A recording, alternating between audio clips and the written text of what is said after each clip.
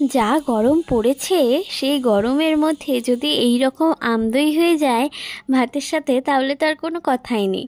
তো চলো, আজকে তোমাদের এই সুন্দর একটা আমদইয়ের রেসিপি তোমাদের সাথে শেয়ার করব। তো প্রথমেই তো বোঝাই যাচ্ছে যে আম লাগবে। তো একটা বড় সাইজের আমকে প্রথমে মামুনি ভালো করে খোসা ছাড়িয়ে একটা গ্রেট করে নিয়েছিল। তো গ্রেট করে নেবার পরে তারপরে এই আমটাকে কিন্তু গ্যাসের মধ্যে ফুটতে দিয়ে দিয়েছিল রসটা মারার জন্য। আর ওইদিকে 500 দুধের মধ্যে কেশর দিয়ে দিয়েছিল আর চিনি ভালো করে দিয়ে দিয়েছিল। নেড়ে নেড়ে প্রায় ওটা 250-তে নামিয়ে আনতে হবে। আর এলাচকে ভালো করে থেতো করে ওই দুধের মধ্যে দিয়ে দিয়েছিল। তো ভালো করে নেড়ে চেড়ে প্রায় অনেকক্ষণ ধরে দুধটাকে ফোটাতে হবে। আর ওইদিকে আমের রসটা কিন্তু মারতে দিয়ে দিয়েছিল। তো দুটো গ্যাসে দুটো কিন্তু হচ্ছিল, আর দুটোই কিন্তু প্রায় অনেকক্ষণ ধরে ফুটিয়ে নিয়েছিল। তারপরে আমটা হয়ে গেলে আমের মধ্যে অল্প করে টক দই দিয়ে ভালো করে মামুনি ফেটিয়ে নিয়েছিল।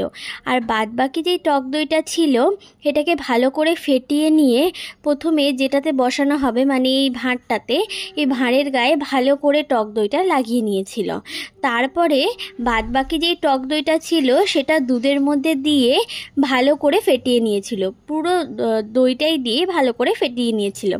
তারপরে যে আম আর দইয়ের যে মিশ্রণটা যেটা তৈরি করে রাখা হয়েছিল সেটাকে দুধের মধ্যে দিয়ে আবার অনেকক্ষণ ধরে ফেটিয়ে নেবার পরে এই যে দুধের আর দইয়ের আমের যে মিশ্রণটা যেটা তৈরি হয়েছে সেটা ভালো করে ওই ভাঁড়ের মধ্যে দিয়ে দিয়েছিল।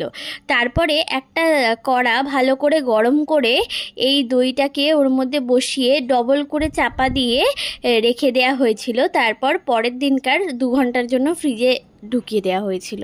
ব্যাস রেডি।